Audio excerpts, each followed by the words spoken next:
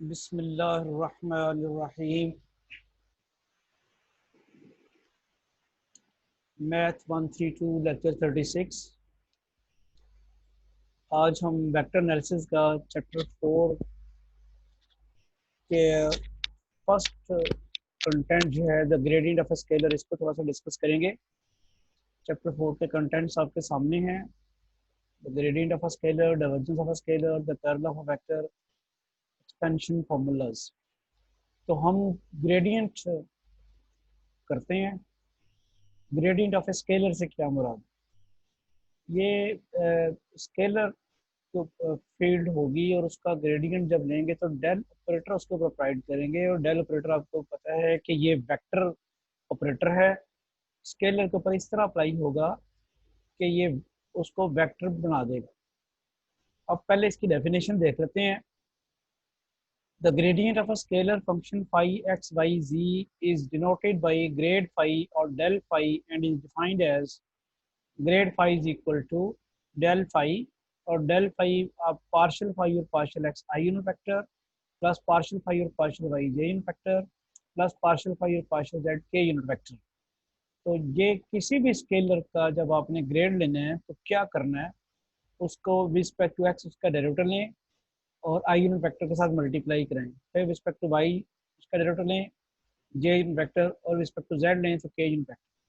तो आप देखते हैं कि ग्रेड में जब आप किसी का ग्रेड ले रहे हैं तो आपको आई जे के नज़र आ रहे हैं। आई जे के की इन्वॉल्वमेंट आपको बताती है कि ग्रेड फाइव जो है वो एक वेक्टर क्वांटिटी है।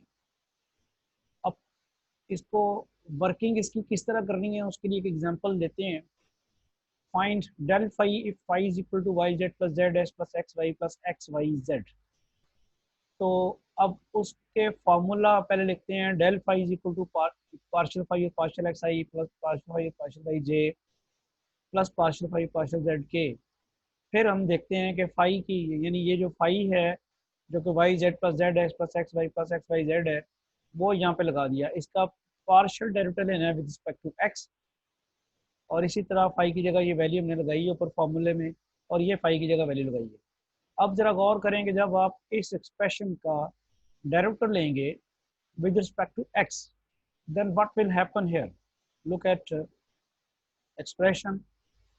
जब आप इसका डेरिवेटिव लेंगे तो आप देखते हैं कि यहाँ एक टर्म जो है उसमें एक्स मौजूद नहीं है, और partial derivative by taking partial derivative respect to X, ये कांस्टेंट टर्म होगी क्योंकि एक्स नहीं है इसमें।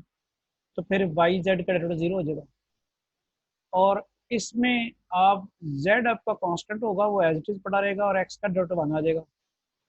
इसमें वाई कांस्टेंट होगा वो एज इट इज पड़ा रहेगा, और एक्स का डेरिवेटिव वन आ जाएगा। इसमें आपका वाई जी जो है ये कांस्टेंट होगा, और एक्स का डेरिवेटिव वन आ जाएगा, ये वैसे ही पड़ा रहेगा। तो इसी तरह जब आप रिस्पेक्ट टू वाई डेरिवेटिव लेंगे तो ये कांस्टेंट टर्म होगी, इसका हो जाएगा जीरो। और ये जो है यहाँ पे आपका जी जो है वो कांस्टेंट है, वैसे पड़ा रहेगा, वाई का डेरिवेटिव वन आ जाएगा। यहाँ एक्स कांस्टेंट ऐसे ही पड़ा रहेगा और वाई का डेरिवेटिव वन आ जाएगा। और यहाँ आपके पास जो कांस्टेंट है एक्स है और एक जी है, ये ऐसे पड़े रहेंगे, और वाई का डेरिवेटिव वन आ जाएगा। और आई थिंक आपको ये समझ आ गई हो कि इस केस में क्या होगा, ये कांस्टेंट होगा और बाकी उसी तरह इसकी आप वर्किंग करेंगे। तो अब हम जरा वर्किंग देखते हैं इसकी। तो आंसर अब यहाँ पे इतने पोर्शन का आंसर जो है वो आपके सामने आ गया कि ये वाई जेड मैंने बताया था इसका जीरो हो जाना था, जेड एक्स का डेरिवेटिव जेड आ गया, एक्स वाई का वाई आ गया, और एक्स वाई जेड का आपके पास वाई जेड आ गया। इसी तरह ये वाई जेड का डेरिवेटिव जो है वो वाई जेड का डेरिवेटिव आपके पास जेड आ गया, एक्स जेड का डेरिवेटिव आपके पास एक्स एक्स जेड का डेरिवेटिव जो है ये जेड एक्स जो है वो जीरो हो जाएगा। एक्स वाई का डेरिवेटिव आपके पास रिस्पेक्ट टू वाई देना तो एक्स आ जाएगा, और एक्स वाई जी का डेरिवेटिव इसमें आपका एक्स भी कांस्टेंट है जेड भी कांस्टेंट है, यही आ जाएगा, एक्स जेड वाई का डेरिवेटिव वन हो जाएगा। इसी तरह आप यहाँ भी देखते हैं कि वाई जेड जो है उसका डेरिवेटिव जो है सिर्फ वाई आएगा, जेड एक्स का जो है ये सिर्फ वाई वाई आ गया, जेड एक्स का सिर्फ एक्स आ गया, और यहाँ से एक्स वाई जी का डेरिवेटिव सिर्फ एक्स वाई आना है, और सिंपल एक्स वाई का डेरिवेटिव जीरो हो जाएगा। तो उसमें कुछ और नहीं है। इस तरह से आपकी इसकी वर्किंग है, और नेक्स्ट एग्जाम्पल में भी हमने यही करना है। यानी फाई हमने मालूम करना है, और फिर उसने कहा जी फाई की मैग्नीट्यूड भी मालूम करें। कहता है find if phi is equal to this then find del phi sorry मालूम करना है, और डेल फाई की मैग्नीट्यूड भी मालूम करनी है at this certain point 2 minus 2 minus 1, 2 minus 2 minus 1 mean once we find del phi then उसकी उसमें x की जगह 2, y की जगह -2 और z की जगह -1 पुट करेंगे। तो डेल फाई का फॉर्मूला लिखा, ये आपके पास डेल फाई का फॉर्मूला है। इसके बाद आपने ये फाई, ये जरा गौर करें, ये फाई है वो यहाँ पे फाई पुट किया, ये भी फाई पुट किया, ये भी फाई पुट किया। अब जब आप इसका डेरिवेटिव लेंगे विद रिस्पेक्ट टू एक्स, तो एक्स का डेरिवेटिव 1 आ जाएगा और 4z4 वैसे के वैसे ही रह जाएगा। एक्स स्क्वायर वाई का डेरिवेटिव जो है, एक्स स्क्वायर का डेरिवेटिव आ जाएगा 2x और वाई वैसे के वैसे। यहाँ भी आप गौर करें तो यहाँ आपके पास जो है ये रिस्पेक्ट टू वाई लेना है, इसका डेरिवेटिव तो 0 हो जाएगा कि इसमें वाई मौजूद नहीं है। इसका डेरिवेटिव जो है वाई का डेरिवेटिव 1 आएगा और एक्स स्क्वायर वैसे के वैसे ही आ जाएगा। यहाँ रिस्पेक्ट टू जेड लेना है, तो 4 × 4 16 x z³ ये डेरिवेटिव आना है, और ये इस टर्म का डेरिवेटिव तो 0 हो जाना है क्योंकि इसमें z है ही नहीं। तो जब ये आंसर आ गया, इसके बाद आपने क्या करना है, इसमें x की जगह आपने पुट करना है 2, यहाँ 2 आएगा, y की जगह -2 और z की जगह -1।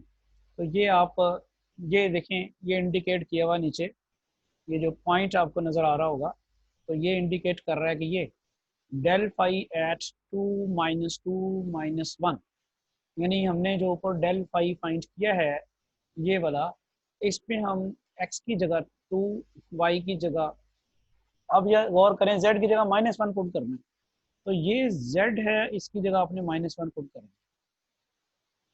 और कहीं z अगर आपको नज़र आ रहा है तो ये z है, इसकी जगह आपने -1 पुट करना है।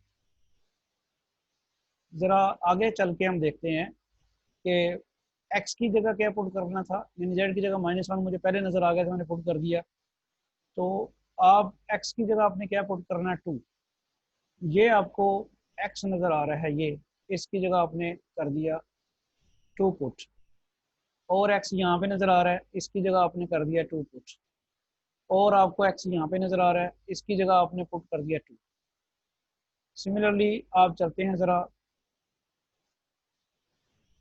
अब y बच गया हुआ है, तो y आप देखें, y की जगह -2 पुट करना, y कहाँ नज़र आ रहा है, ये y नज़र आ रहा है आपको, इसकी जगह -2, और कहीं आपको y नज़र आया ही नहीं है। तो बस यहाँ इसकी सिंपलीफिकेशन अब कर लेते हैं, क्या रिजल्ट आता है, वो आ जाता है -4i + 4j -32k। ये तो आ गया del phi at this point, जहाँ हमने डेल फाई फाइंड किया था। अब यहाँ डेल फाई में पॉइंट लाई करा दिया, पॉइंट लाई कराने के बाद जो उसकी मैग्नीट्यूड ली फिर हमने, वो आ गया -4² + 4² -32², वो 1056 का अंडर रूट बना। तो यही हमने इस एग्जांपल में क्वेश्चन करना था, सॉल्व करना था। ये थ्योरम बड़ा इंपॉर्टेंट है। ये जो ऊपर हम फाई का फॉर्मूला लगा रहे थे ना, ये वाला, ये फाई जब एक्स वाई जी का फंक्शन हो तो लगाते हैं, यानी del partial phi partial x i unit vector partial phi partial y j unit vector plus partial phi partial z k unit vector.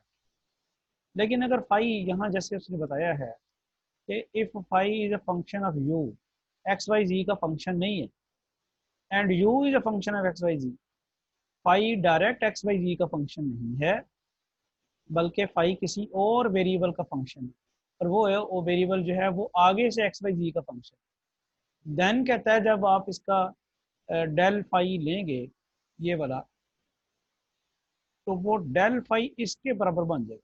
अब ये कैसे बना है डेल फाई, वो कहता है चूंकि फाई सिर्फ आपके पास जो था वो यू का फंक्शन था, तो डेल फाई लेते वक्त आप फाई का सिर्फ डेरिवेटिव लें विद रिस्पेक्ट टू यू, और आगे आप डेल यू लें, ये वो कह रहे हैं। इस तरह से आपका ये फार्मूला बनता है, del phi is equal to d phi और d u into del u. ये कब करना है, जब phi direct x y z का फंक्शन नहीं है, बल्कि फाई जो है वो यू का फंक्शन है, यानी किसी और वेरिएबल का, जरूरी नहीं कि यू का ही हो, एस टी किसी और वेरिएबल का फंक्शन हो सकता है, आर का फंक्शन हो सकता है। तो जब आपका फाई जो है वो किसी और वेरिएबल यानी यू का फंक्शन हो तब और यू आगे एक्स वाई जी का फंक्शन हो तब आप डेल फाई जब मालूम करेंगे तो डी फाई और डी यू करेंगे और साथ लगाएंगे डेल यू।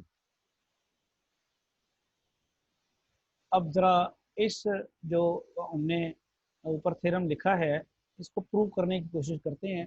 तो प्रूव करने के लिए आप डेल फाई की ओरिजिनल डेफिनेशन जो है वो यूज़ करते हैं। यहाँ पे del phi is equal to, फिलहाल तो ये यूज़ करते हैं। लेकिन अब यहाँ मसला ये बनेगा कि फाई जो है यहाँ पे ये जैसे लिया ना फाई का derivative with respect to X, तो यहाँ मसला क्या बनेगा? मसला ये बनेगा कि चूंकि फाई जो है वो फंक्शन है ही नहीं एक्स वाई जी का, तो फाई का partial derivative respect to X नहीं लिया जा सकेगा। इसी तरह फाई का partial derivative respect to Y नहीं लिया जा सकेगा। पार्शियल डेरिवेटिव फाई का derivative partial derivative respect to Z नहीं लिया जा सकेगा क्योंकि फाई जो है वो एक्स वाई जी का फंक्शन ही नहीं। तो फिर फाई का डेरिवेटिव तो उस वेरिएबल के रिस्पेक्ट लेंगे जिसका वो फंक्शन है। तो वो फंक्शन तो है वो यू का, तो फिर फाई का डेरिवेटिव यहाँ लेंगे विद रिस्पेक्ट टू यू।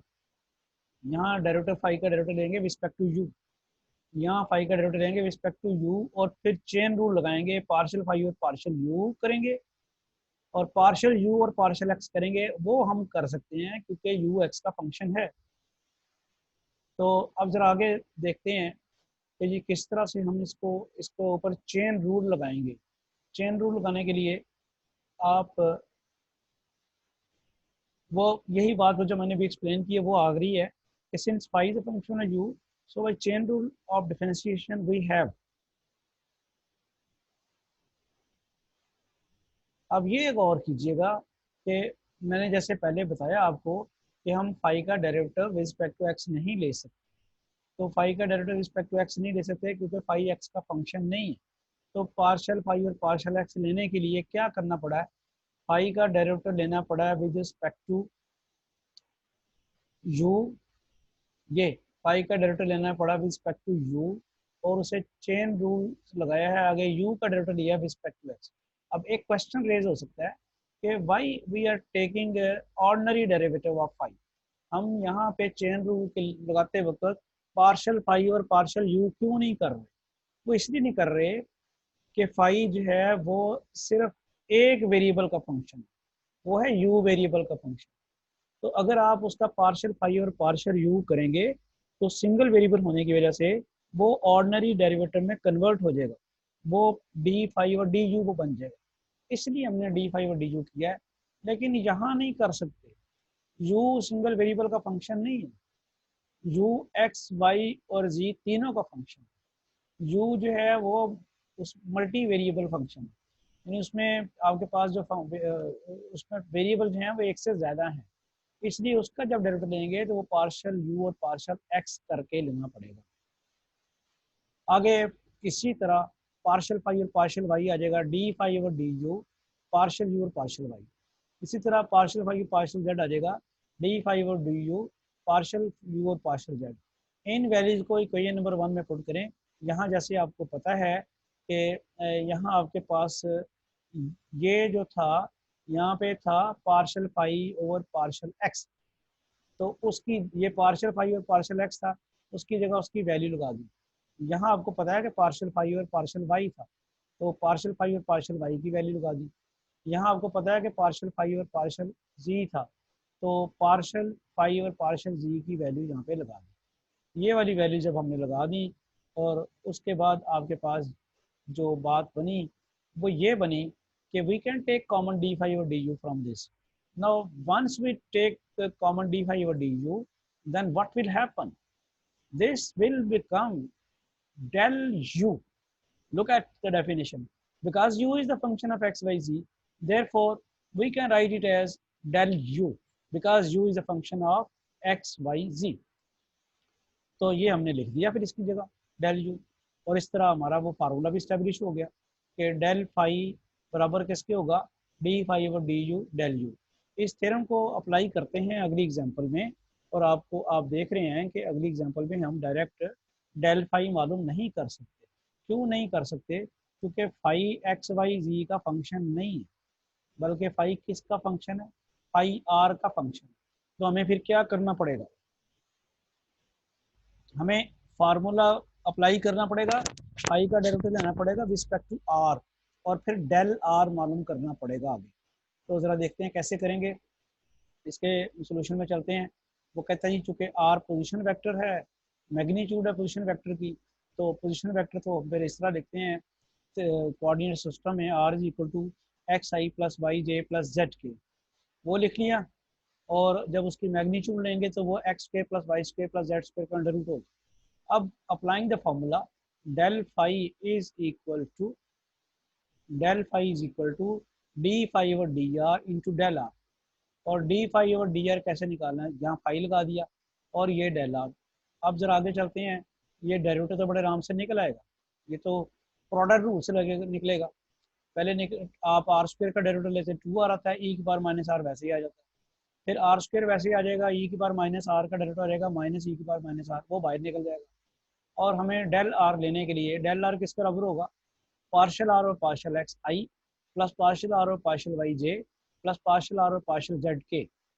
अच्छा, अब पार्शियल आर और पार्शियल एक्स पिछली एग्जांपल में किसी हमें मालूम किया भी था, तो वो रिपीट कर देते हैं। पार्शियल आर और partial x is equal to this, और अब इसका एक्स ओवर दिस बनेगा, ये एक्स ओवर आर बनेगा। You can keep this thing always in mind कि if r is the magnitude of the position vector then partial r और partial x is always equal to x over r. इसी तरह partial r और partial y over are के बराबर होगा, और partial r और पार्शियल जेड जो है वो जेड ओवर आर होगा। इन वैल्यूज़ को अगर हम पुट कर देते हैं इक्वेशन नंबर 3 में, तो हमारे पास ये x over R I plus Y over R J plus Z over are K बनती है।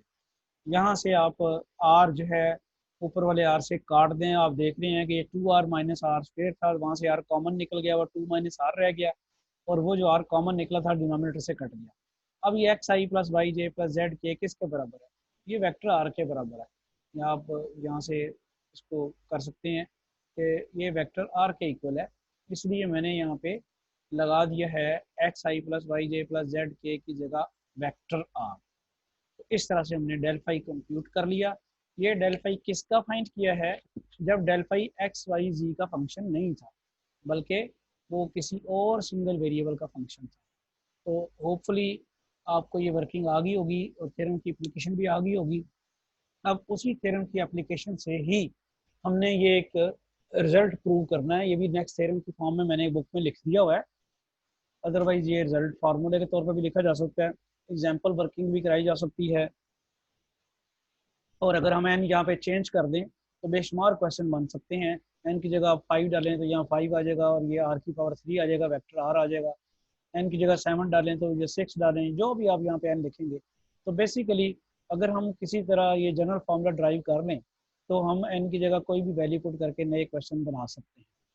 एनी हो, हम यहाँ पे देखते हैं कि वही फॉर्मूला लगा रहे हैं, बिकॉज यहाँ फाई जो है वो आर है, आर की पावर एन है। Look at here, phi is R raise to power N. ये फाई है आपका, ये वाला, ये फाई है सारे का सारा, R raise to power N है। तो इसका मतलब है फिर आर का फंक्शन है, तो इसलिए वही फॉर्मूला लगाना पड़ेगा। क्या करना पड़ेगा हमें, पहले हमें इसका फाई का डेरिवेटिव लेना पड़ेगा और फिर डेल आर लेना पड़ेगा, क्योंकि फाई जो है वो आर का फंक्शन है। तो डेरिवेटिव जब लेंगे तो एन आर की पावर एन माइनस 1 और आगे डेल आर जो है वो फिर वही वर्किंग। अगर आप ये वर्किंग नहीं करना चाहते तो फिर आपको याद होना चाहिए कि डेल आर जो है वो आर यूनिट वेक्टर के बराबर होता है, या वेक्टर आर ओवर आर होता है। तो वर्किंग अगर आप करनी है तो फिर पिछली एग्जांपल की तरह दोबारा वर्किंग वही कर लें आप। पार्शियल आर और पार्शियल एक्स जो है वो एक्स ओवर आर होगा, ये मैंने करके दिखा दी यहाँ पे कैसे की है। Partial X square plus Y square plus Z square under root X square plus Y square plus Z square की power 1/2।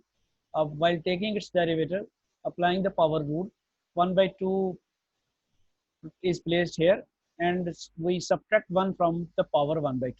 And then once again we have to take the derivative of x square plus y square plus z square.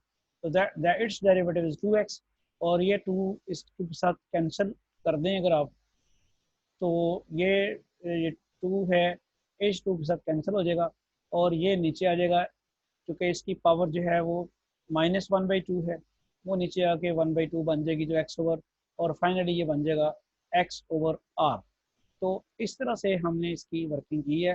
अगर आप ये देख लें तो यहाँ बन गया एक्स ओवर आर, और फिर लाइक वाइज पार्शल आर और पार्शल वाई आ जाएगा Y over R, and partial R और पार्शल जेड आ जाएगा जेड ओवर आर। इन वैल्यूज़ को अगर आप इक्वेशन नंबर 1 में पुट करते हैं तो फिर आप उस तरफ जा रहे होंगे, उसके प्रूफ की तरफ, जो हमने इस थ्योरम में करना था। यानी आपने ये पुट कर दिया और यहाँ से आर कॉमन ले, ये देखें आर की पावर एन माइनस वन है, नीचे आर है, और आर जो है वो ऊपर आर की पावर एन माइनस टू हो गई, एन आर की power N minus two vector R. तो वो देख लें फार्मूला स्टैब्लिश हो गया है। और आप अगर ये फार्मूला याद कर लें तो फिर इसकी कैलकुलेशन काफ़ी इजी हो जाती है। तो डेल आर एन का फार्मूला जो है, you should keep in mind कि ये डेल आर का, अब ये इस तरह से होता है कि इनको कुछ आप या एक शीट पे लिखना शुरू करके याद कर सकते हैं। डेल आर की power N is equal to N R raised power N minus two R. इसका फ़ायदा ये होगा कि नेक्स्ट टाइम अगर ये इस तरह का क्वेश्चन आता है तो आप इसको फार्मूले को अप्लाई करके, या आप ना हायर लेवल में, हायर मैथमेटिक्स में जब हम वर्किंग कर रहे होते हैं तो फिर हमारे पास इतना टाइम नहीं होता कि हम ये सारी इस्टेब्लिश करें, तो फिर हम फार्मूला ही डायरेक्ट जो है वो यूज़ करते हैं।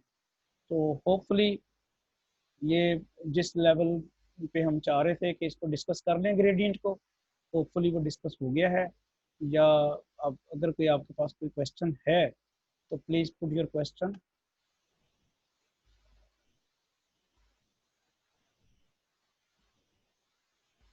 ओके,